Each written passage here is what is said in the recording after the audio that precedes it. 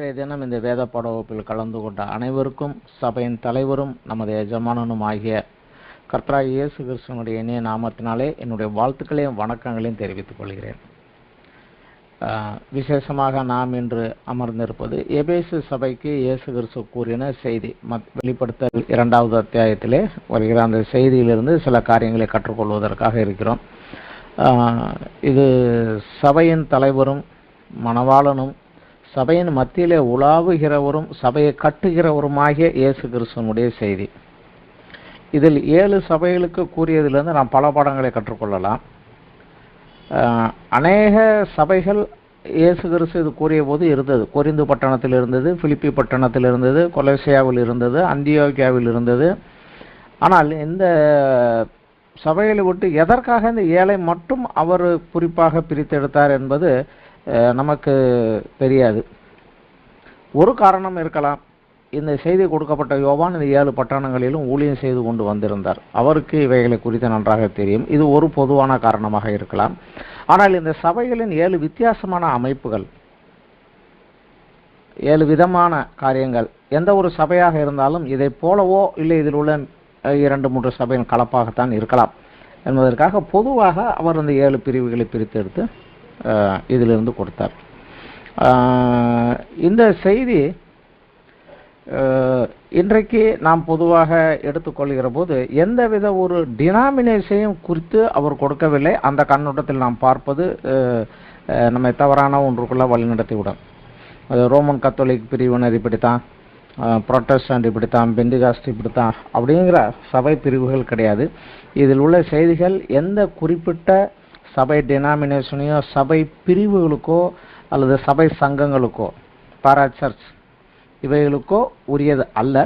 பொதுவாக கிறிஸ்துவை தலைவராக கொண்டிருக்கிற கிறிஸ்து என் ஆண்டவர் என்று தொழுது கொள்கிற எந்த ஒரு சபைக்கும் உரிய ஒரு செய்தி. அதில் உள்ள ரட்சிக்கப்பட்ட ஒவ்வொரு தனிப்பட்ட விசுவாசிக்கும் உரிய ஒரு செய்தி. இதை நாம் நன்றாக புரிந்து கொள்ளலாம். இந்த ஒவ்வொரு சபையை குறித்து படிப்பதற்கு முன்னதாக இந்த காரியங்களை 4 விதங்களில் நாம் எடுத்துக்கொள்ளலாம். முதலாவது, எபேசு சபையினுடைய செய்தி அந்த எபேசு சபைக்கு குறிப்பாக கொடுக்கப்பட்டது. சிமிர்னா சபையின் செய்தி சிமிர்னா சபைக்கு குறிப்பாக கொடுக்கப்பட்டது, அந்தந்த சபைக்கு குறிப்பாக கொடுக்கப்பட்டது. அந்த சபையில் உள்ளவர்களுக்கு அதில் உள்ள சாதக பாதகங்களை வைத்து எச்சரிப்புகளை எடுத்து வழிநடத்துவதற்காக கொடுக்கப்பட்டது.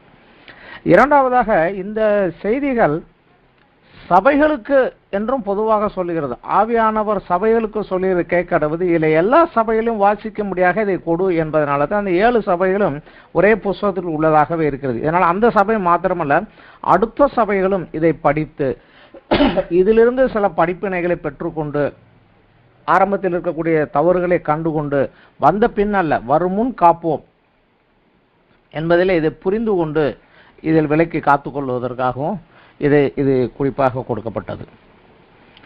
மூன்றாவதாக, இது சபைகளுக்காக என்றாலும் அந்த சபைகளுக்கு ஆவியானவர் சொல்கிறதே காதுள்ளவன் கேட்க கடவன் என்று சொன்னவர் ஜெயங்கொள்கிறவன் எவனோ என்று தனியான ஒரு இண்டிவிஜுவலை குறித்து அவனுக்கு என்று முடிக்கிறார். எனவே இயேசுவை இரட்சகராக ஏற்றுக்கொண்ட எந்த ஒரு கிறிஸ்தவனாக இருந்தாலும் தனிப்பட்ட ஒவ்வொரு மனிதனும் இதில் உள்ள செய்தியை புரிந்து, இதில் உள்ள ஆலோசனையை, இதில் உள்ள எச்சரிப்புகளை புரிந்து கொண்டு அதற்கேற்றபடியாக தன்னை திருத்திக் கொள்வதற்காக, சுய பரிசோதனை செய்து பார்ப்பதற்காக, நம்பிக்கை, விசுவாசம், அன்பிலே இன்னும் வளர்வதற்காக, பக்தி விருத்தி அடைவதற்காக, தன்னில் உள்ள தவறுகளை ஆவியானவர் சுட்டி காட்டுகிற போது அந்த தவறிலிருந்து மனம் திரும்பி செய்ய வேண்டியது என்ன, எதை செய்ய வேண்டும் என்பதை புரிந்து கொள்வதற்காகவும், இதிலே எனக்கு அவர் கொடுத்திருக்கக்கூடிய பலன், இதனுடைய விளைவு என்ன என்பதையும் கற்றுக்கொள்வதற்கு இது மிகவும் பலமாக இருக்கும். நான்காவதாக, பொதுவாக சபை சரித்திரத்திலே இந்த ஒவ்வொரு சபையினுடைய இயல்புகளும் சபை சரித்திரத்திலே பொதுவாக பொருந்தும். ஆனால் அதற்காகத்தான் இந்த செய்திகள் என்று எடுத்துக்கொள்கிற போது நாம் அநேக காரியங்களில் தவறி விடுவோம். ஏனென்றால் இன்றைக்கும் இதில் உள்ள 2-3 சபையின் இயல்புகள் உள்ள சபைகள் இருக்கத்தான் செய்கிறது. புதிதாக ஒரு இடத்துல ஆரம்பிக்கப்படக்கூடிய எந்த ஒரு சபையும், புதிதாக இதுவரை சுவிசேஷம் சொல்லப்படாத இடத்தில் மிஷனரிகள் ஊழியத்தின் மூலமாக ஆரம்பிக்கப்படுகிற சபை எபேசு சபையை போல தான் ஆரம்பமாகிறது. அது பின்னாடி உபத்திரவுக்குள்ளே சிமிர்னா சபையை போல கடந்து போக வேண்டி வருகிறது. ரொம்ப வளர்ந்ததுக்கப்புறம் அவங்க கொஞ்சம் காம்ப்ரமைஸ் ஆகிற போது அடுத்தடுத்த சபைகளை போல வழிவிலை போய்விடுவார்கள். ஆனால் அதற்காக இந்த சபை சரித்திரத்தை விளக்குவதற்காக தான் இது கொடுக்கப்பட்டது என்று நாம் எடுத்துக்கொள்ள, அதற்காகத்தான் என்று படித்தால் அந்த தனிப்பட்ட சபைக்குரிய செய்தியும் தனிப்பட்ட விசுவாசிக்குரிய செய்தியும் நாம் விட்டு விடுவோம். அந்த தவறு செய்து விடாதபடி இது ஒன்றை போல் ஒன்று இருந்தாலும், இன்றைக்கு இருக்கக்கூடிய எந்த ஒரு சபையாக இருந்தாலும் இந்த 7 சபைகளில் ஒன்றை போலவோ அல்லது 2-3 சபைகளை போல ஒரு மிக்சர் கலவையாகத்தான் இருக்கும். எனவே நம்முடைய பாடமும் அந்த சபை வரலாற்றை இதிலிருந்து படிப்பதற்காக அல்ல, பொதுவான சபை வரலாற்றை படிப்பதற்காக அல்ல, அந்த தனிப்பட்ட சபைக்காக கொடுக்கப்பட்டது.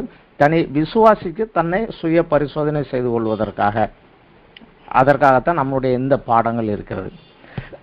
இதில் நாம் முதலாவது எந்த சபையை குறித்து படித்தாலும் அந்த சபை இருந்த பட்டணத்தினுடைய பூகோள அமைப்பு, அந்த பட்டணத்தின் சிறப்பு மற்றும் அதனுடைய கலாச்சார பின்னணி, வாழ்க்கை முறைகள், இவைகளை படிக்கலாம். ஏனென்றால் இவைகள் அந்த சபையை பாதித்தது. இவைகளெல்லாம் அந்த சபைகளை பாதித்து கொண்டிருந்தது. இதனுடைய இயல்புகள் மெதுவாக அந்த சபைகளுக்குள்ளாக ஊடுருவி வந்தது. எனவே அதை குறித்து நாம் படித்துக் கொள்ளலாம். பின்னதாக சபைகளுக்குரிய செய்தியிலிருந்து அதை 5 பகுதிகளாக பிரித்து ஒவ்வொரு சபைக்கும் கிறிஸ்து தன்னை யாராக அறிமுகப்படுத்துகிறார், ஒவ்வொரு சபைக்கும் தன்னை வெவ்வேறு விதத்தில் அறிமுகப்படுத்துகிறார். அது அந்த சபைக்கு அவசிய தேவையான ஒரு செய்தியாக இருந்தது, இன்ட்ரோடக்ஷன். அடுத்ததாக அவர் அந்த சபையிலே கண்ட காரியம் என்ன, அதில் அவர் எதை பார்த்தார், எதற்கு அவர் பாராட்டு தெரிவித்தார், இதை நீ செய்கிறாய் நல்லது என்று எதை குறித்து சொன்னார், பிளஸ் பாயிண்ட் அந்த சபையினுடைய காரியங்கள் என்ன, அவர் கண்டது என்ன, இது 2வது. 3வது அதில் உள்ள நெகட்டிவ் பாயிண்ட், அதில் உள்ள எந்த குறையை சுட்டி காட்டுகிறார், அதனுடைய குறைகள் என்ன, இது 3வதாக.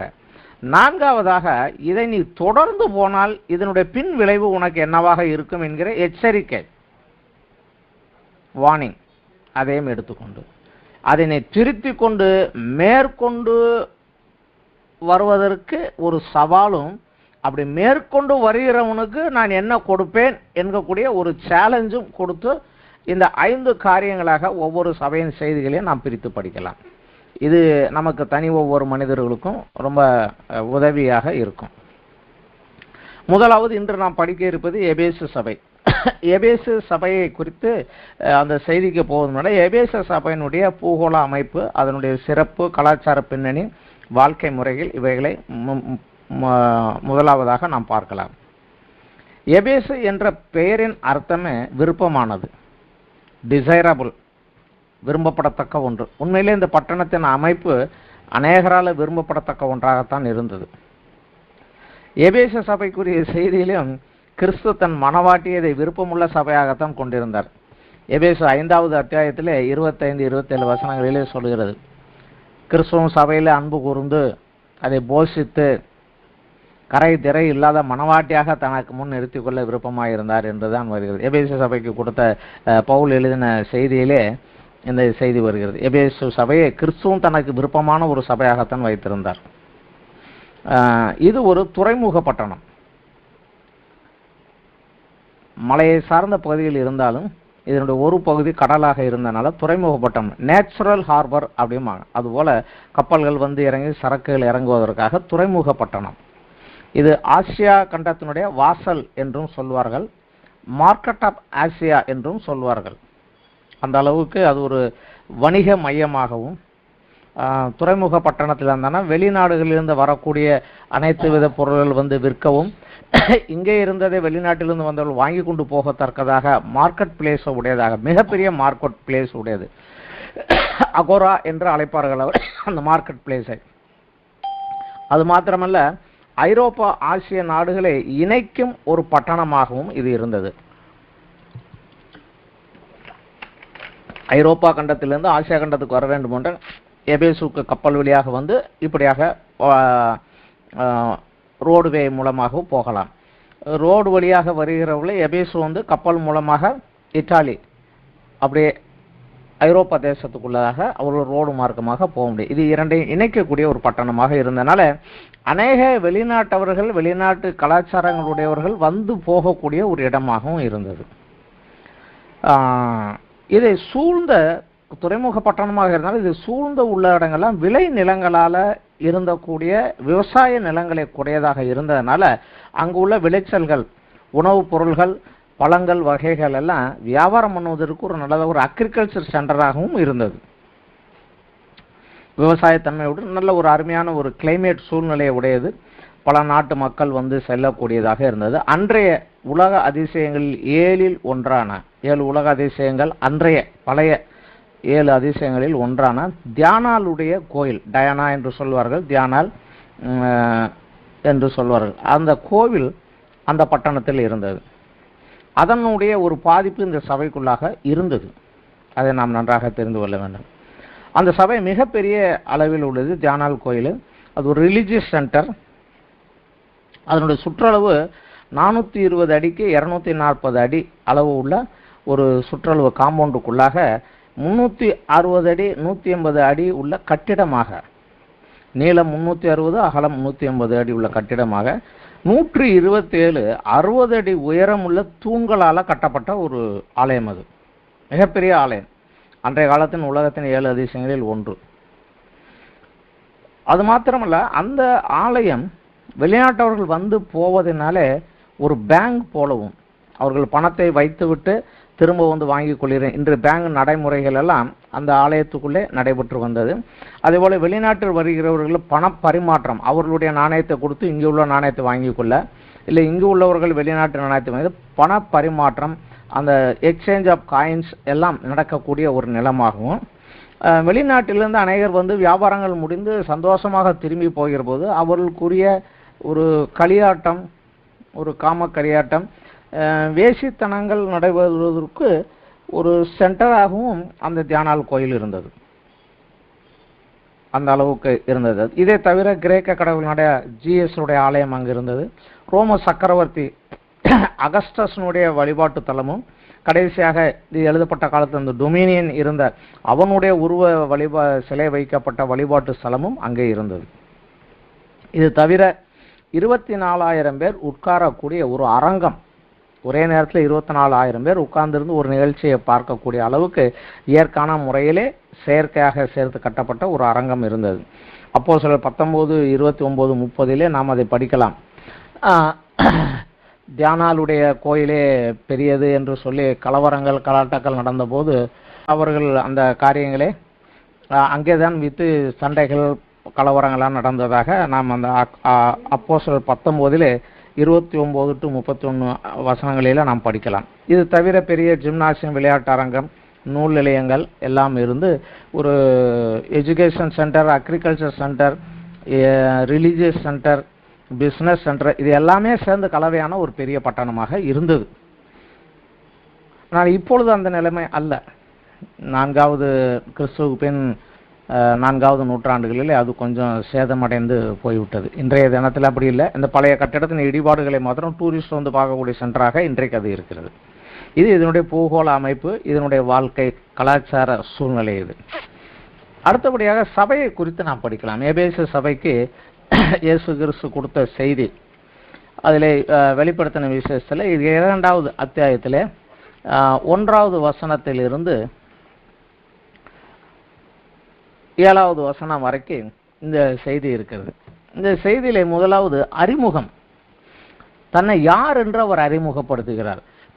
வெளிப்படுத்தல் 2 1வது வசனத்திலே எபேசு சபையின் தூதனுக்கு எழுத வேண்டியது என்னவென்றால், 7 நட்சத்திரங்களையும் தம்முடைய வலது கரத்தில் ஏந்தி கொண்டு 7 பொன் குத்து விளக்குகள் மத்தியிலே உலாவிக் கொண்டிருக்கிறவர் சொல்கிறதாவது. இதை ஏற்கனவே யோவானுக்கு வெளிப்படுத்தி தன் தரிசனத்தை வெளிப்படுத்தின போது இந்த 7 நட்சத்திரங்கள் என்ன, 7 குத்து விளக்குகள் என்ன என்பதெல்லாம் அவர் அவனுக்கு விளக்கி கொடுத்து விட்டார். இங்கே எபேசு சபைக்கு அதை திரும்ப வலியுறுத்துகிறார்.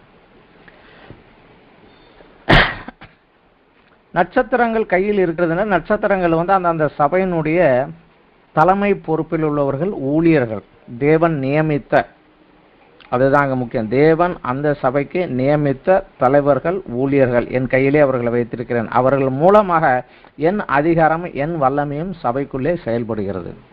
எனவே அந்த அதிகாரத்தையும் வல்லமையும் இன்றைக்கு என் கையிலே தான் வைத்திருக்கிறேன் என்று சொல்லுகிறார். மற்றபடியா 7 குத்துவிளக்குகள் மத்தியிலே உலாவுகிறேன் என்று சொல்லுகிறவர் சபையின் மத்தியிலே இன்றும் நான் உலாவி கொண்டுதான் இருக்கிறேன் என்று சொல்லுகிறார்.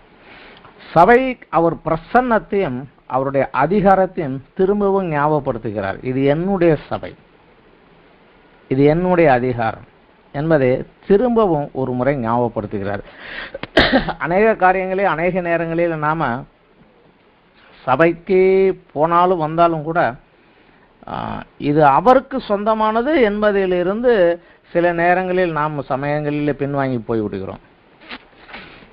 ஒரு சிறிய உதாரணத்துக்கு சொல்ல வேண்டுமென்றால், சில நாளைக்கு முன்னாடி என் வாழ்க்கையில் ஒரு நிகழ்ச்சி நடந்தது. சென்னையிலே அப்போஸ்தலிக் கிறிஸ்டியன் அசம்பிளி சேலையூரில் உள்ள ஒரு பாஸ்டர் ஜான்சன் அவருடைய மகளுக்கு திருமணம் நடந்தது. அது ஏசிய சர்ச்சில் சாம் சுந்தரம் அவர்களுடைய தலைமை சபையில் வைத்து நடந்தது.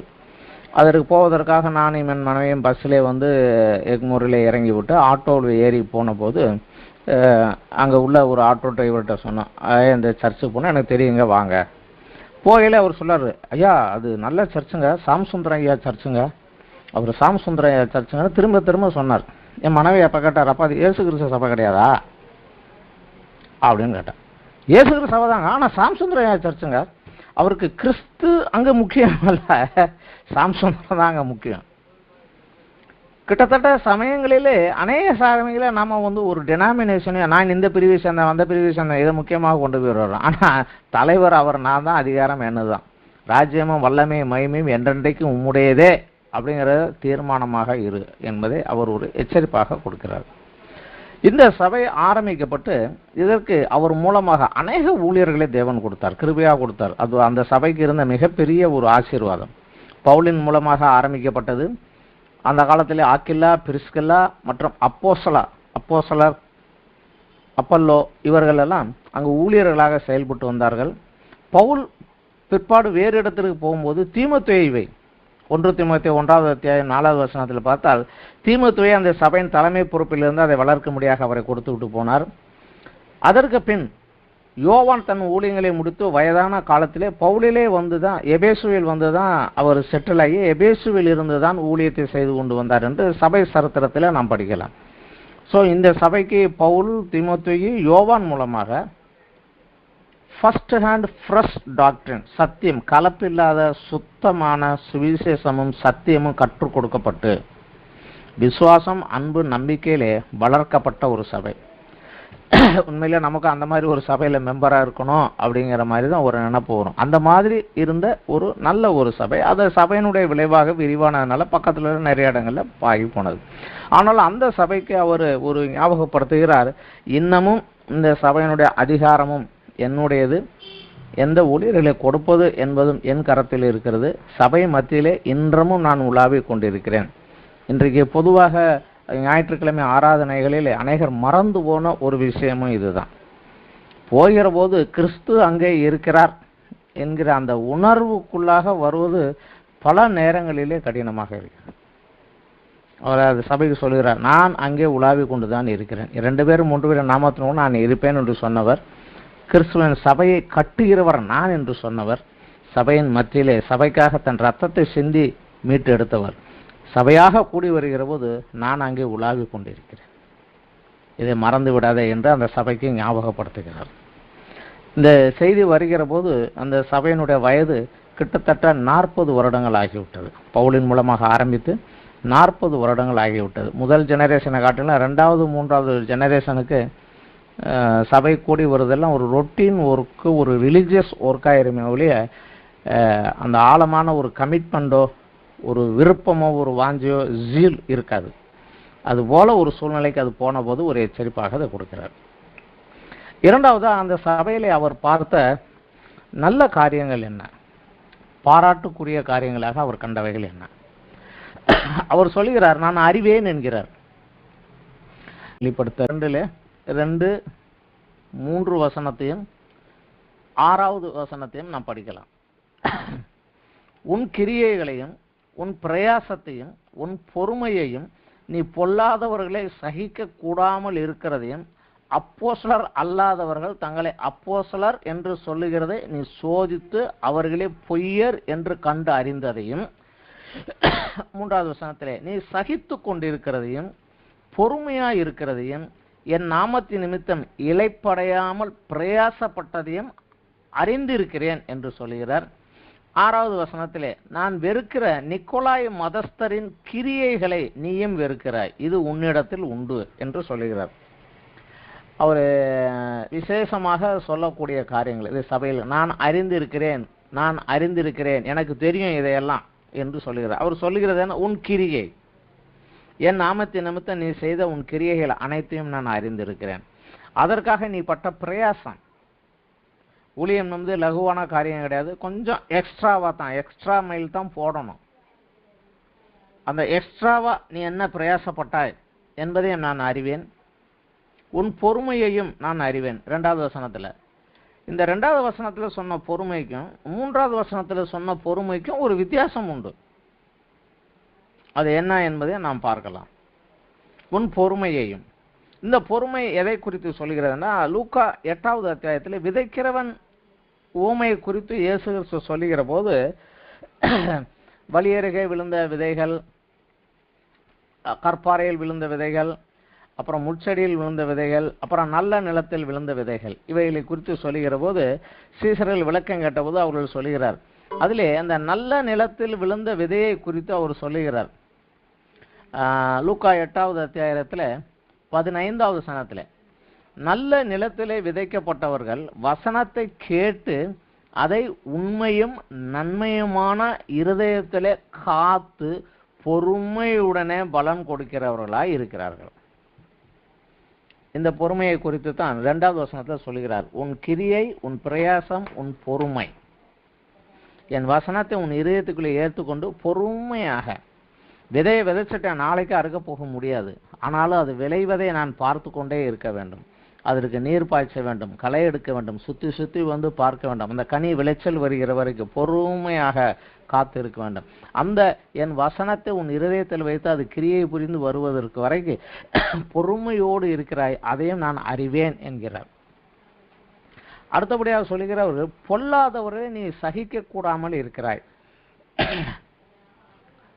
அநேகர் சபைகளுக்குள்ளே கொஞ்சம் மாறுபாடாக போகிற போது அவர்களோடு மிக்ஸ் ஆகாம, அவர்களை சகிக்க மாட்டாம கொஞ்சம் விலகி போகிறவனாக பொல்லாதவர்களுடைய ஐக்கியத்தை நீ விட்டு, சங்கீதம் 1:1 வரும், பாவிகளுடைய துன்மார்க்கன் ஆலோசனையில் நடவாமலும் பாவிகள் நிற்கும் இடத்தில் நிற்காமலும் பரியாசக்காரன் உட்காரும் இடத்தில் உட்காராமலும் கர்த்தருடைய வேதத்திலே மனரம்யமாயிருந்து இரவும் பகலும் அதை தியானிக்கிற மனுஷன் பாய்க்குவான். இப்படியாக இந்த சிலரை நீ கண்டறிந்து இவர்களை விட்டு நீ ஒதுங்கி விலகி வந்தாய், பிரித்து எடுக்கப்பட்ட ஒரு வாழ்க்கைக்குள் வந்தாய், இதை நான் அறிவேன் என்று சொல்லுகிறான்.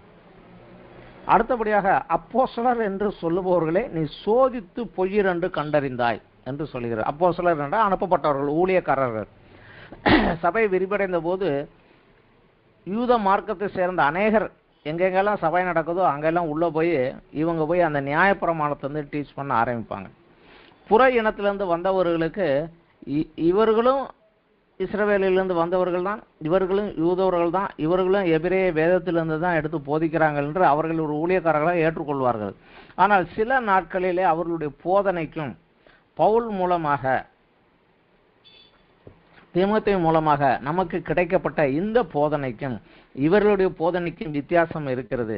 இவர்கள் தேவனால் அனுப்பப்பட்ட ஊழியர்கள் அல்ல, ஆதாய தொழிலாக செய்கிறவர்கள் என்று கண்டு அறிந்து, அவர்கள் பொய்யர் என்று கண்டு அறிந்து நீ அவர்களை விட்டு விலகினதையும் நான் அறிவேன் என்கிறார்.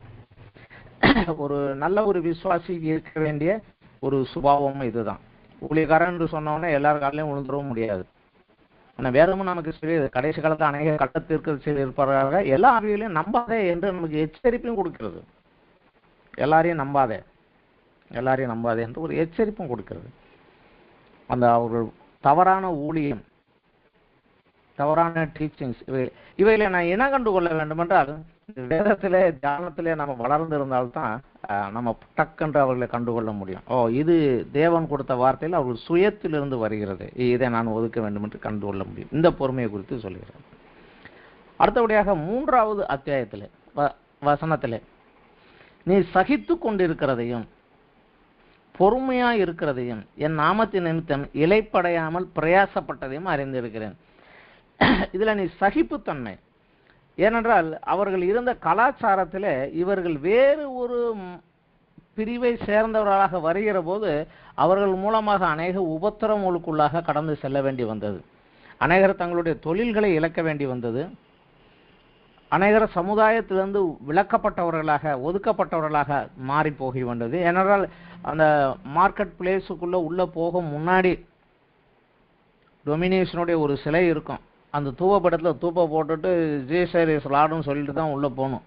அங்கே உள்ள சிலை வணக்கங்கள் இருக்கும், ஃபெஸ்டிவல்ஸ் நடக்கும், வரணும், அதில் தான் கூட்டமாக கூடணும். அதிலெல்லாம் கூட முடியாமல் பிரிந்து போனதுனால அநேக காரியங்களில் அவர்களுக்குரிய முறை நியாயப்படி அவர்கள் அனுபவிக்க வேண்டிய அநேக வசதிகள், வாய்ப்புகளை அவர்கள் இழக்க வேண்டி வெளியேறி போனேன். இதைத்தான் நீ சகித்து கொண்டிருக்கிறதையும் உன்னுடைய சகிப்புத்தன்மையையும் நான் கண்டேன் என்று சொல்கிறார்.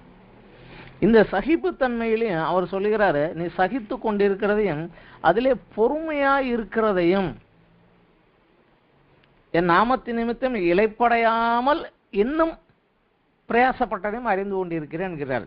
இதிலே சொல்லப்பட்ட இந்த பொறுமைக்கு அர்த்தம் கொஞ்சம் வேற. மத்தேயு 13வது அத்தியாயத்திலே 21வது வசனத்திலே நாம் பார்க்கலாம், ஒரு காரியத்தை பார்க்கலாம்.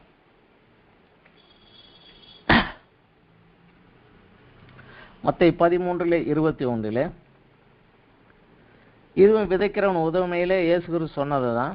இதுல 2வது கற்பாறை இடங்களிலே விதைக்கப்பட்டவர்கள் அவர்களை குறித்து சொல்கிறவர்கள், அவர் ஏன் பலன் கொடுக்க முடியவில்லை என்று சொன்னபோது சொல்கிறார், ஆகிலும் தனக்குள்ளே வேறு இல்லாதவனாய் கொஞ்ச காலம் மாத்திரம் நிலைத்திருப்பான், வசனத்தின் நிமித்தம் உபத்திரவமும் துன்பமும் உண்டான உடனே இடரல் அடைவான். ஆனால் நீங்களோ வசனத்தின் நிமித்தமும் உபத்திரவமும் இடரல்களும் வந்தபோதும் விட்டுவிடாமல் நிலைத்திருந்தீர்கள். இது உன்னுடைய சகிப்புத்தன்மை, அதை சகித்து கொண்டே இருந்தார் என்று சொல்கிறார். யாக்கோபு 1வது அத்தியாயத்திலே வசனம் 3 நாம் பார்க்கலாம். யாக்கோபு எழுதின நிருபத்திலே யாக்கோபு சபைக்கு எழுதுகிற போது ஆரம்பத்திலே அவர் அப்படித்தான் சொல்லுகிறார். யாக்கோபு நிருபத்திலே 1வது அத்தியாயத்திலே 3வது வசனம், உங்கள் விசுவாசத்தின் பரீட்சையானது பொறுமையை உண்டாக்கும் என்று அறிந்து அதை மிகுந்த சந்தோஷமாய் எண்ணுங்கள். உங்கள் விசுவாசம் பரீட்சிக்கப்படும், அந்த பரீட்சை நிமித்தமாக பொறுமை உங்களுக்கு வேண்டும். அதை அறிந்து அதை மிகுந்த சந்தோஷமா எண்ணுங்கள். இந்த பொறுமை வேற. 2வது வசனத்தை சொன்ன அந்த பொறுமை வேற, இந்த பொறுமை. இதை இன்னமும் சற்று விளக்கமாக நம்ம படிக்கலாம் என்றால், ரோமர் நிருபத்திலே 5வது அத்தியாயத்திலே 1, 2, 3 வசனங்கள் நாம் படித்தால் இன்றும் கொஞ்சம் விளக்கமாக இருக்கலாம். ரோமர் நிருபத்திலே 5வது அத்தியாயத்திலே 1, 2, 3 3வது வசனம் தான் முக்கியம். அதில் 1லிருந்து படிக்கலாம். இவ்விதமாக நாம் விசுவாசத்தினாலே நீதிமான்கள் ஆக்கப்பட்டு இருக்கிறபடியினாலே நம்முடைய கர்த்தராகிய இயேசு கிறிஸ்து மூலமாக தேவனிடத்தில் சமாதானம் பெற்றிருக்கிறோம்.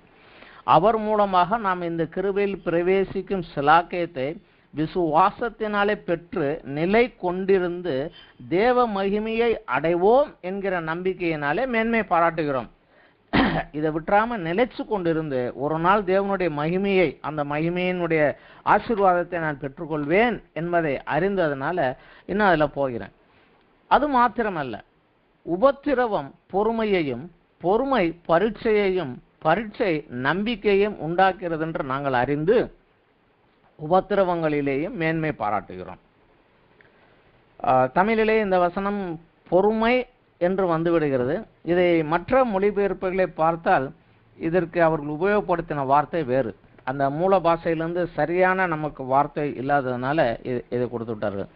அந்த பொறுமை உபத்திரவமும் பொறுமையை உண்டாக்கும் என்கிற இடத்துல அந்த பொறுமை என்பதற்கு ஆங்கில மொழிபெயர்ப்புகளை பார்த்தால் என்டியூரன்ஸ், அதாவது பாதியில விட்டு விடாமல் கடைசி வரைக்கும் அதை சகித்து கொண்டு இழுத்து கொண்டே போவது. பிரிசர்வன்ஸ், அதாவது அது கெட்டு போகாமல் காத்து கொள்வதற்காக வைக்கப்பட்டது. மிக எளிதான உதாரணம் சொல்ல வேண்டுமென்றால் ஊறுகாய். எலுமிச்சம்பழத்தை வெட்டி அதை ஊறுகாயாக போட்டு வைத்து அது கெட்டு போகாமல் இருப்பதற்காக நாம் இதில் என்ன சேர்க்கிறோம்? உப்பும் மிளகா பொடியும் தான் சேர்க்கிறோம். இந்த உப்பும் மிளகா பொடியும் அந்த எலுமிச்சம்பழத்தை கெட்டு போகாமல் அதை அநேக நாட்களுக்கு அப்படியே காத்துக்கொள்கிறது. அதே போலவே இந்த உபத்திரவம் நான் கிறிஸ்துவுக்குள் இருக்கிறேன் என்பதை உணர்த்தி என்னுடைய கேரக்டர் மாறிவிடாதபடி நிலைத்து நிற்கத்தக்கதாக அதற்குள்ள சகித்து கொண்டு போகக்கூடிய தன்மையை, இந்த சகித்து கொண்டு பாடுகள் இருந்தாலும் அதை விட்டு விட்டு விலகி ஓடிவிட அதை சகித்து கொண்டே முன்னேறி ஓடக்கூடிய அந்த ஒரு தன்மையை கொடுக்கிறது. பொறுமை பரீட்சையை உண்டாக்குகிறது. இந்த பரீட்சை என்பதற்கும் அவங்க கொடுத்த அர்த்தம் வேறதான்.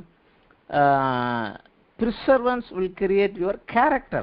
இதுதான் உங்களுடைய குணநலம், இதுதான் உங்களுடைய குணம். என்ன பாடு வந்தாலும் சரி, என்ன கஷ்டம் விட மாட்டான், அவன் அப்படித்தான் இருப்பான் என்கிற அந்த ஒரு குணநலனை உனக்குள்ளாக உருவாக்கும். இதுதான் இங்கே சொல்லப்பட்ட பொறுமை. இந்த பொறுமைக்குள்ளாக அவர்கள் நிலைத்து நிரந்தரமாக ஓடிக்கொண்டே இருந்தார்கள். இது பாராட்டுக்குரிய ஒரு காரியம்தான், இதை பாராட்டுகிறார்கள். அடுத்தபடியாக அவர் கண்ட ஒரு காரியம் வசனம் 6 நிக்கோலாய் மதஸ்தரின் கிரியையை நீ வெறுக்கிறாய், நானும் வெறுக்கிறேன், நீயும் வெறுக்கிறாய், இது உன்னிடத்தில் உண்டு என்கிறார். இந்த நிக்கோலாய் மதஸ்தரின் கிரியை என்றால் என்ன, அவர்கள் யார் என்பதை நாம் புரிந்து கொள்வது நமக்கு மிகவும் முக்கியமான ஒரு காரியம். ஏனென்றால் இந்த கிரியையில் உள்ளவர்கள் இன்றும் அனைத்து சபைகளுக்குள்ளும் அநேக சபைகளுக்குள்ளும் உள்ளே ஊடுருவி தான் இருக்கிறாங்க. இவங்க இல்லைன்னு சொல்லக்கூடிய சபைகளே இப்போ எங்கேயுமே, ஆனால் நிக்கோலாய் மதஸ்தருங்கிற பேரில் இருக்க மாட்டாங்க, ஆனால் அதனுடைய கிரியை செய்கிறாங்க. யார் இந்த நிக்கோலாய் என்றால் அப்போஸ்தலர் 6:5 வசனத்திலே ஒரு வருகிறது. அதிலே நிக்கோலாய் என்று வருகிறது. இவர் மூலமாக உருவானதாக இருக்கலாம் என்று சொல்லுகிறார்கள். ஆனால் அதுதான் என்பது உறுதியாக கிடையாது. எந்தவித இடத்துல இவர்தான் என்பதற்குரிய ஒரு உறுதி கிடையாது. அதனால் நம்ம அதை எடுத்துக்கொள்ள முடியாது. அப்போஸ்தலர் நிருபத்திலே 6வது அத்தியாயத்திலே பந்தி விசாரிப்பின் போது சபைகளுக்குள்ளே பிரச்சனைகள் உண்டான போது அவர்கள் கிரேக்கர்கள் எங்கள் விதவையை கொடுக்குறல யூத விதவையை தான் பார்க்குறாங்கன்னு ஒரு பிரச்சனை வந்தபோது சீசர்கள் கூட்டத்தை அந்த அப்போஸ்தலர் வரவழைத்து, நாங்கள் தேவ வசனத்தை போதிப்பதும் ஜெபம் பண்ணுவதும் தான் எங்கள் வேலை, இதை விட்டுட்டு பந்தி விசாரிக்கிறதுக்கு உட்கார முடியாது. அதனால் உங்களுக்குள்ளேயே ஒரு 7 பேரை பரிசுத்த ஆவியும் ஞானமும் நிறைந்து நற்சாவி பெற்றிருக்கிற 7 பேரை உங்களுக்குள்ள தெரிந்து கொள்ளுங்க, அவங்களுக்கு இந்த வேலையை கொடுக்குறோம்.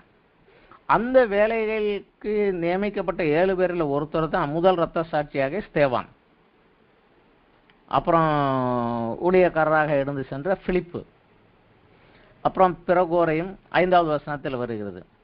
ஸ்தேவானையும் பிலிப்பையும் பிரகோரையும் நிக்கோனாவையும் தீமோனையும் பர்மனாவையும் யூத மார்க்கத்து அமைந்தவனாகிய நிக்கோலாவையும், அதாவது அவன் யூதன் கிடையாது, அவன் யூத மார்க்கத்தை ஏற்றுக்கொண்ட, இப்போ வெளி மார்க்கத்திலிருந்து யூத மார்க்கத்திற்கு யூத மார்க்கத்திலிருந்து கிறிஸ்தவ உபதேசத்திற்கு உள்ளதாக வந்த நிக்கோலாவையும் தெரிந்து கொண்டு, அநேகமாக இந்த நிக்கோலாய் தான் ஒரு வேறுபாடான காரியங்களை போதித்திருக்கலாம் என்று ஒரு யூவன் தான் இவன் தான் என்பது உறுதியாக கிடையாது. வேதத்தில் எங்கேயுமே அதுக்கு உறுதியாக கிடையாது. அதனால் அதை சொல்ல முடியாது.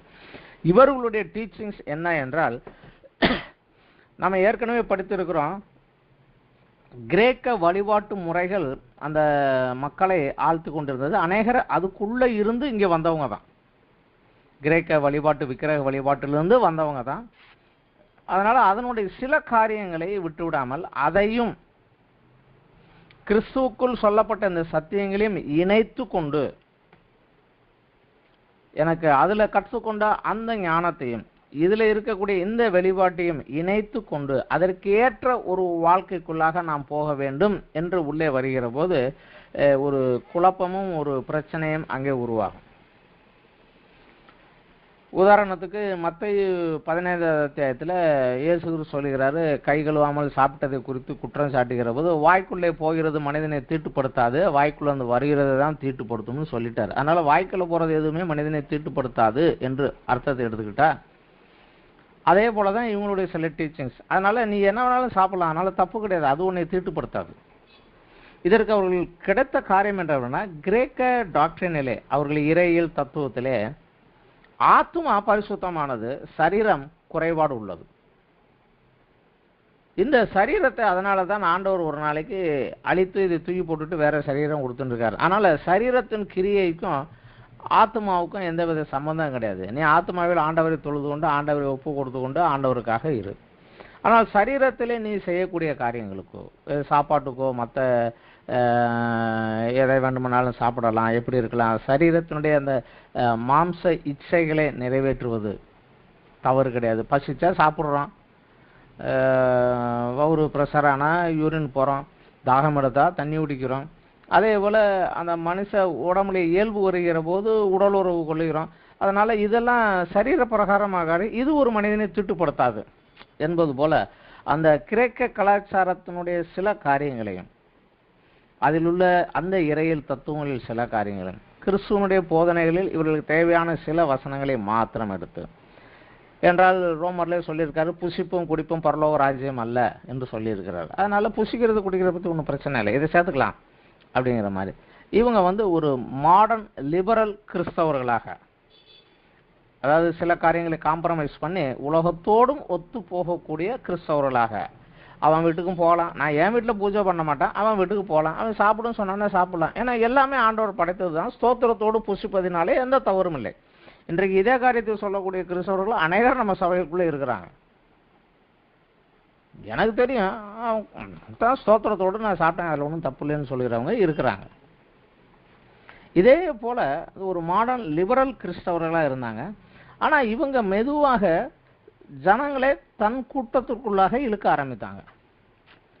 அவங்க ரொம்ப ஸ்ட்ராங்கு, ரொம்ப ஸ்ட்ரிக்டாக சொல்கிறாங்க, ஊழியக்காரன் வேணா அப்படி இருக்கலாம், நம்மளால் அப்படிலாம் இருக்க முடியாது, நம்ம எல்லாரோடையும் சேர்ந்து போனோம், நம்ம சமூகத்தோடு இணைந்து போக வேண்டிய ஆளுங்க நம்ம, அதனால் நம்ம அதெல்லாம் பார்க்கக்கூடாது என்று சொல்லி அந்த கிறிஸ்தவ போதனைகளுக்கு மாறாக ஒரு கூட்டத்தை தனக்குள்ளாக உருவாக்கி கொண்டுட்டு வரக்கூடிய ஒரு காரியமாக இருந்தது. இதை பவுலும் தன்னுடைய காலத்திலே குறிப்பாக உணர்ந்திருந்தார். பவுலும் இதை உணர்ந்திருந்தார். அதனால் அவர் எருசலேமுக்கு போக முன்னால்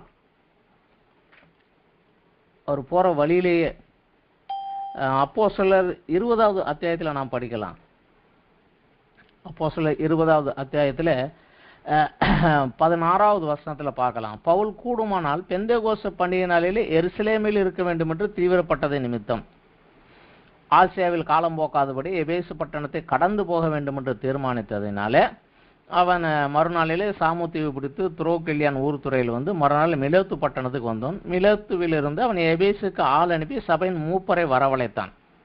அந்த சபையின் மூப்பர்கள் எல்லாம் இவங்கிட்ட வந்தபோது அவங்களுக்கு சில காரியங்கள் சொல்லுகிறார். அதில் 20வது வசனத்தில் சொல்லுகிறார், பிரயோஜனமானவைகளில் ஒன்றையும் நான் உங்களுக்கு மறைத்து வைக்காமல் வெளியரங்கமாக வீடுகள் தோறும் உங்களுக்கு பிரசங்கித்து உபதேசம் பண்ணி வந்தேன் என்று சொல்லிவிட்டு அவர் கடைசியாக அந்த செய்தியை முடிக்கிற போது 28வது வசனத்திலிருந்து, ஆகையால் உங்களை குறித்தும் தேவன் தம்முடைய சுய ரத்தத்தினாலே சம்பாதித்து கொண்ட தமது சபையை மேய்ப்பதற்கு பரிசுத்த ஆவி உங்களை கண்காணிகளாக வைத்த மந்தை முழுவதையும் குறித்து எச்சரிக்கையாக இருங்கள். இது அந்த சபையின் மூப்பர்களை வரவழைத்து அவர்கள் கொடுத்த செய்தி. அதில் நான் போன பின்பு மந்தையை தப்ப விடாத கொடிதான ஓநாய்கள் உங்களுக்குள்ளே வரும், அது மாத்திரமல்ல உங்களிலும் சிலர் எழும்பி சீசர்களை தங்களிடத்தில் இழுத்து கொள்ளும்படி மாறுபாடானவைகளை போதிப்பீர்கள் என்று அறிந்திருக்கிறேன். ஸோ சபைக்கு பின்னாடி வரக்கூடிய காரியங்களே இவர்களுடைய இயல்புகளை கொண்டு அறிந்ததுனால ஒரு வார்னிங்காக அவர் கொடுத்தார். இன்றைக்கு கூட சபைகளில் உண்டு, ஒரு டீம் இவருடைய டீம், இன்னொரு டீம் அவருடைய டீம். ஆனால் அவர் பக்தி விருத்திக்குரிய காரியங்களில் வளர்க்கிறாராங்கிறதெல்லாம் கிடையாது. அரசியல் போலவே இந்த டீம் அந்த டீமுங்கிறது போல ஆளுங்களை இழுத்துக்கொண்டு அதுக்கு ஒரு தலை இழுக்கக்கூடிய ஒரு காரியங்கள் இன்றைக்கும் நடைபெறுகிறது. இது சபை ஒழுங்குக்கும் சபையை முழுவதுமாக இணைந்து காரியம் செய்வதற்கும் இடைஞ்சலாக இருக்கக்கூடிய ஒரு காரியம். இதற்கு அடுத்தபடியாக வரக்கூடிய அடுத்த காரியம் நெகட்டிவ் பாயிண்ட். 4வது வசனத்தில் 4-5 வசனங்களிலே 4வது வசனத்தில் நாம் படிக்கலாம். ஆனாலும் நீ ஆதியில் கொண்டிருந்த அன்பை விட்டாய் என்று உன்பேரிலே எனக்கு ஒரு குறை உண்டு என்கிறார். ஆதியிலே நீ என் மேல் வைத்திருந்த அன்பை விட்டு விட்டாய். இது உன்னிடத்தில் உண்டு, இது நான் பார்க்கக்கூடிய ஒரு குறை, உன்னிடத்தில் நான் பார்க்கக்கூடிய ஒரு குறை என்று அவர் சொல்லுகிறார்.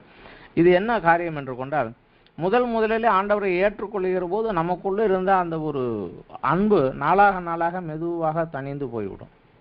ஆலயத்துக்கு போகுதுன்னா இன்ட்ரெஸ்டாக இருக்கும், ஓடுவோம். பாடல்கள் ஒர்ஷிப்னா ஓடி போய் உட்காந்துருந்து சந்தோஷமாக படிப்போம். ஆனால் மெதுவாக அது தணிந்து போய்விடும். ஆண்டவர் சொல்லுகிற, கல்யாணம் ஆன போது என் மேலே ரொம்ப பிரியமாக இருந்தேன், இப்போ நீ என்னை மறந்துட்ட, மற்ற காரியங்களில் போகிறாய். வேதம் நமக்கு எச்சரிக்கிறது, உலகத்தை நேசியாதிருங்கள், உலகத்தையும் உலகத்தில் உள்ள காரியங்களையும் நேசியாதிருங்கள். 1 யோவான் 2:15 சொல்ல, உலகத்திலும் உலகத்தில் உள்ள காரியங்களை நேசி, இவைகளெல்லாம் அழிந்து போகும், இவைகளெல்லாம் தேவனுக்கு விரோதமான சிநேகிதம் என்று எச்சரிக்கிறார். 1 தீமோத்தேயு 6:10 பண ஆசையே எல்லா தீமைக்கும் வேறாக இருக்கிறது. ஆனால் பண ஆசையை, டோன்ட் லவ் மணி, எவ்வளவுதான் காசு பெருகினாலும் அது உனக்கு ஜீவன் அல்ல, அதனால அது பெருகணும், கை நிறைய காசு வச்சுக்கிட்டு இருக்கணும்னு பார்க்காத என்று அதையும் சொல்லுகிறார். இன்னமும் கொஞ்சம் ஒருபடி மேலே போய் மத்தேயு 10:37 இயேசு சொல்லுகிறார், ஒருவன் என் தாயும் தகப்பனையும் என்னை விட அதிகமாக நேசித்தால் அவன் எனக்கு சீசராக இருக்க முடியாது, தன் மனைவியோ பிள்ளைகளையோ என்னை விட அதிகமாக நேசித்தால் என் சீசனாக இருக்க முடியாது. தாயும் தகப்பனை நேசிக்க கூடாது என்று சொல்லவில்லை, ஆனால் என்னை விட அதிகமாக, என்னை விட கொஞ்சம் ஒருபடி மேலே அவங்க சொல்றதை கேட்டு அதுக்கப்புறம் ஆண்டவரே நீ சொல்றதை கேட்பேன்னு நான் வர்றேன் அப்படின்னு இருக்க முடியாது. மனைவி பிள்ளைகளுக்காக நான் சொன்னதை விட்டுட்டு என் மனைவியை திருப்திப்படுத்துவதற்காக, என் பிள்ளைகளை திருப்திப்படுத்துவதற்காக நான் இந்த காரியங்களை செய்துவிட்டு அப்புறம் உமக்கு வருகிறேன் அப்படிங்கக்கூடிய ஒரு காரியத்தில் இருக்கிறவன் எனக்கு சீசனாக இருக்க முடியாது. ஏனென்றால் அவர் இதை கேட்கறதில்ல, அவருக்கு ரைட்டு உண்டு. எனக்காக வந்து மரித்தார், நேர பரலோகத்திலிருந்து கீழே இறங்கி சிலுவையில நேர போய் சாகல. அவர் தன்னுடைய கௌரவம், தன்னுடைய மகிமை, தன்னுடைய இது எல்லாவற்றையும் துறந்து தாழ்மையின் ரூபம் எடுத்து, அடிமையின் ரூபம் எடுத்து, தாழ்ந்து சாதாரண மனிதனை, பாவ சுபாவம் உள்ள, பாவத்தால் பெருகி கிடந்து இருந்த ஒரு சூழ்நிலைக்குள்ளே சாதாரண ஒரு மனிதனாக பிறந்து மனித பலனோடு தேவ நேசத்தோடு இவைகளை மேற்கொண்டு 33.5 வருடங்கள் உலகத்திலே அனைத்து பாடுகளையும் பட்டு, நியாய பிரமாணத்தின்படி தவறு செய்தவன் அனுபவிக்க வேண்டிய அனைத்து சாபங்களையும் பிறப்பில் இருந்து சிலுவைக்கு போகும் வரை ஒவ்வொன்றாக ஒன்று குறையாமல் அனுபவித்து சிலுவையிலே முற்றுமாக முடித்தார். அதற்கு அவர் சொன்ன ஒரே ஒரு காரணம், நான் உன்னை நேசிக்கிறேன், நீ நரகத்துக்கு போகக்கூடாது. அதனால் அவர் நீ என்னை நேசிப்பதை விட்டு இறந்து விட்டாய் என்று சொல்வதில் அவர் கேட்கறதுக்கு ரைட் உண்டு. ஆனால் வார்னிங்கும் கொடுக்குறார், என்ன நிலைமையிலிருந்து விழுந்தாய் என்று பார்த்து மனம் திரும்ப. பாவத்திலிருந்து மனம் திரும்பி விட்டாய், ஆனால் இன்றைக்கு நீ உன்னுடைய கிரியை, ஜீவனற்ற கிரியை, இதிலிருந்து நீ மனம் திரும்ப வேண்டும். எபிரேயர் 6வது அத்தியாயத்திலே 1வது வசனத்திலே சபைகளுக்கு சொல்லப்பட்ட மூல உபதேசம் 6 காரியங்களில் இதில் முதலாவது வருகிறது, செத்த கிரியைகளுக்கு நீங்களாகும் மனம் திரும்புதல். பாவத்துக்கு மனம் திரும்பிட்டோம், ஆனால் செத்த கிரியைகளுக்கு நீங்களாகும் மனம் திரும்புதல். இது செத்த கிரியைகளுக்கு நீங்களாக மனம் திரும்புதல் என்னவென்று கிறிஸ்தவர்கள் வாழ்க்கையில் இருக்க என்னவென்று கேட்டால், இதுவே ஒரு 1 மணி நேரத்துக்கு மேலே செய்தி ஓடிடும். அதை வேண்டுமானால் அதை தனியாக இன்னொரு நாளைக்கு, செத்த கிரியிலிருந்து மனம் திரும்புதல் என்னங்கிறது இன்னொரு நாளைக்கு கூட பார்க்கலாம். அந்த செத்த கிரியிலிருந்து, நான் என்னுடைய வாழ்க்கையில் செத்த கிரியை என்றால் ஜீவன் இல்லாத கிரியை, அன்பில்லாமல். வீட்டுக்குள்ளே மனைவி சமைத்து கொடுக்கறது அன்பின் நிமித்தம், ஆனால் ஹோட்டலில் போனால் சப்ளையர் வந்து சர்வ் பண்ணுறது அன்பின் நிமித்தமாக கிடையாது, அதான் வேலை. அதே போல் தேவனுடைய ஊழியமும் தேவனுடைய ஆராதனையும் ஒரு வேலை, ஒரு ரொட்டீன் அப்படின்னு போகிற போது அதில் உயிர் இல்லை. உயிர் இல்லாத ஒன்றுக்குள்ள அவர் இருக்க முடியாது. ஜீவனுள்ள தேவன் ஜீவனுள்ள சபையாக நம்முடைய சரீரத்தை தெரிந்து கொண்டு வாசம் பண்ணுகிறார். ஜீவனற்ற ஒரு கிரியையை அவர் ஒத்துக்கொள்ள முடியாது. இதற்கு திரும்புவதற்கு வழி என்ன? செத்த கிரியை விட்டு மனம் திரும்பு, ஆதியிலே நீ செய்த கிரியை சேவையாக. முதல்ல நீ ரட்சிக்கப்பட்ட போது எவ்வளோ சந்தோஷமா என் மேல இருந்த, அதுக்கு வா. வரவில்லையா, உன் விளக்கு தண்டை நீக்கி விடுவேன், உன் வெளிச்சத்தை எடுத்துடுவேன், இருட்டாயிரும். நம்ம பாஷையிலே சொல்ல வேண்டுமென்றால் நான் அந்த சர்ச்சை க்ளோஸ் பண்ணிடுவேன். கிட்டத்தட்ட ஆகிப்போச்சு. இன்றைக்கு எபேசுவில் சர்ச்சு கிடையாது, அந்த எபேசு பட்டணத்தில் இன்றைக்கு சர்ச்சு கிடையாது. முழுக்க முழுக்க முஸ்லீம்களால் ஆளப்பட்ட இடம். ரொம்ப ரொம்ப மைனாரிட்டி, ரொம்ப ரொம்ப கொஞ்சம் தான் இருக்கிறாங்க. ஆனால் காஸ்பல் சொல்ல போனால் உபத்திரமும் உண்டு அவங்களுக்கு. அந்த ஒரு சூழ்நிலையில் தான் இன்று அந்த பட்டணம் இருக்குது. I will close the church. விளக்கு தண்டை எடுத்துகிட்டு போயிடுவேன். விளக்கை நான் எடுத்துகிட்டு போயிட்டேன்னா அந்த இடம் ஒன்றும் கிடையாது, இருட்டாகி போயிடும், சபை கிடையாது. ஆனால் இதையெல்லாம் கேட்டு சகித்து கொண்டு என்மேல் அன்பு கூர்ந்து இந்த பாடுகள் உபத்திரவங்களுக்கு ஊடாக கடந்து சொண்டு அதை மேற்கொண்டவனாக ஜெயங்கொண்டவனாக நீ வந்தேனா பரதேசில் மத்தியில் இருக்கிற ஜீவ விருட்சத்தின் கனியை உனக்கு புசிக்க கொடுப்பேன். ஆவியானவர் சபைகளுக்கு சொல்லுகிறார், ஆனால் காது உள்ளவன் கேட்க கடவன். பொதுவான சபைகளுக்கு ஒரு செய்தியாக இருந்தாலும் இதை காது கொடுத்து கேட்கிறவன், இது தன் மனதிலே சிந்தித்து ஆதியிலே எங்கே இருந்து விழுந்தோம் என்பதை நினைத்து மனம் திரும்புகிறவனுக்காக கொடுக்கப்பட்ட ஆசீர்வாதம். இது சபை முழுவதுக்கும் கொடுக்கப்பட்ட ஆசீர்வாதம் அல்ல. ஜெயம் கொண்டு வருகிறவனோ அவனுக்கு தேவனுடைய பரதேசின் மத்தியில் இருக்கக்கூடிய ஜீவ விருட்சத்தின் கனியை புசிக்க கொடுப்பேன் என்கிறார். இதுதான் எபேசு சபைக்குரிய தேவனுடைய இந்த ஒரு செய்தி.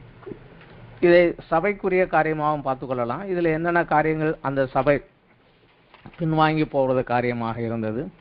நிக்கோலாய் மதஸ்தனுடைய கிரியை கொஞ்சம் கொஞ்சமாக கெடுத்தது. அன்பு தனியே ஆரம்பித்தது. ஸோ இவைகளை நாம் சரி செய்து கொண்டு வருகிற போது மேற்கொண்டவர்களாக இந்த ஜீவ விருட்சத்து கனியை புசிக்க தகுதியுள்ள ஜெயம் கொண்டவர்களாக நாம் எழும்ப வேண்டும். எழும்பும்படியாக தேவன் நம்மை ஆசீர்வதித்து வழிநடத்துவராக. இத்தோடு இன்றைய இந்த தினத்தினுடைய செய்தி முடிந்தது. அடுத்த வாரத்திலே சிமிர்னா சபைக்குரிய செய்தி வெளிப்படுத்த 2வது அத்தியாயத்திலே 8வது வசனத்திலே இருந்து 11வது வசனம் வரைக்கும் அதை குறித்து அடுத்த வாரத்திலே நாம் படிக்கலாம். இத்தோடு இந்த வாரத்தினுடைய இந்த செய்தி முடிந்தது.